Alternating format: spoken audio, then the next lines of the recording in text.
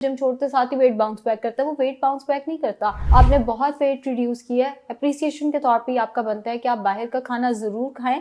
लेकिन अस्सलाम वालेकुम, आज हम बात करेंगे वेट मेंटेनेंस के हवाले से। ये सवाल अक्सर पूछा गया है कि हमने आपके डाइट प्लान से वेट तो रिड्यूस कर लिया है, यूट्यूब से डाइट प्लान देख देख के वेट तो रिड्यूस कर लिया, अब इसको मेंटेन कैसे करें। तो सबसे पहला और सबसे बेसिक असूल तो ये है कि नॉर्मल डाइट पे वापस नहीं जाना। बिकॉज देखिए, पेशेंट्स मुझे भी कहते हैं, क्लाइंट्स मुझे भी कहते हैं, जैसे ही हम नॉर्मल डाइट पे वापस गए वेट बढ़ गया। अभी जिसको आप नॉर्मल डाइट कह रहे हैं वो ज़रूरत से ज़्यादा है, वो आपके हिसाब से ज़्यादा है, जितना आपकी ज़रूरत है उससे कहीं ज़्यादा है, तो ही आपका weight in the first place बढ़ा था। आपका वेट बढ़ा ही इसलिए था, आप ज़रूरत से ज़्यादा खाते थे। एक बाल्टी खाली करके उसको दोबारा भरने लग जाएंगे, वो दोबारा भर जाएगी। यानी जिस रूटीन की वजह से वेट बढ़ा है, सबसे पहला स्टेप तो ये है कि उसी रूटीन पे फौरन वापस नहीं चले जाना। अगर आपका वेट बढ़ा था जी, बहुत ज़्यादा खा पी के, बर्गर्स या बाहर का खाना बहुत ज़्यादा खाने लग गए थे आप, या जंक फूड का इस्तेमाल बहुत ज़्यादा बढ़ गया था, या आपकी डाइट में fruit juices, milk shakes, ice creams बहुत ज़्यादा थी, इसी रूटीन पे जब भी आप वापस आएंगे आपका वेट बाउंस बैक करेगा।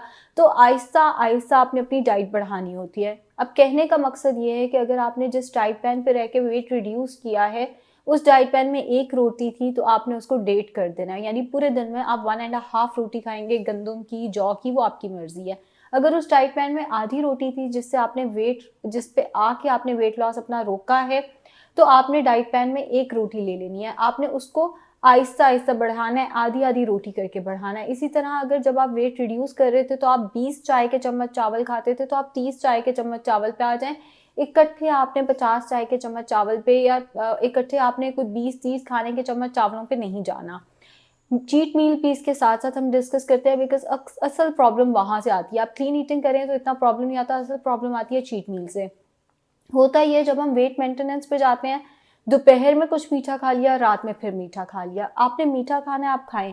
आप हफ्ते में 2 दफा से शुरू करें, और 2 दफा भी हफ्ते में अगर आपने मीठा लेना है तो 4 से 5 खाने के चम्मच, इससे ज्यादा नहीं। अगर आपने दोपहर में मीठा खा लिया है तो रात में मत खाएं। अगर आपने एक वक्त में जरूरत से ज्यादा मीठा खा लिया है, जैसे मैंने बोला है 4-5 खाने के चम्मच आपने पूरा बॉल भर के खा लिया है, तो आप अगला पूरा हफ्ता प्लीज क्लीन ईटिंग करें। आपने फिर पूरा हफ्ता मीठा नहीं खाना। इसके साथ साथ जो प्रॉब्लम आती है वो आती है जंक फूड की, कि पेशेंट या क्लाइंट जो है वो ये करता है कि वो उसने वेट रिड्यूस किया, अगले दिन से अब वो पिज्जा भी खा रहा है, उसके बाद वो बर्गर भी खा रहा है। दोपहर में पिज्जा चल रहा है, शाम में बर्गर चल रहा है, दोपहर में बाहर का खाना, रात में बाहर का खाना। अब बाहर का खाना खाएं, वेट मेंटेनेंस पे आपका हक है। आपने बहुत वेट रिड्यूस किया है, अप्रिसिएशन के तौर पे आपका बनता है कि आप बाहर का खाना जरूर खाएं, लेकिन तरीके से। हफ्ते में एक दफा एक चीट मील लेना है, इससे ज्यादा आप कभी भी लेंगे तो वो सेहत के लिए भी नहीं अच्छा। एक चीज सेहत के लिए अच्छी नहीं है, जहर है, तो वो जरूरत से ज्यादा आपने क्यों खानी है। हफ्ते में एक दफा बहुत कोई हो गया तो हफ्ते में 2 दफा।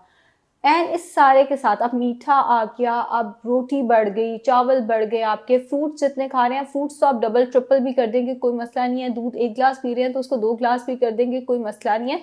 फ्रूट्स एंड दूध जो है वो अगर आप जरूरत से ज्यादा बढ़ा देंगे तो कोई मसला नहीं है।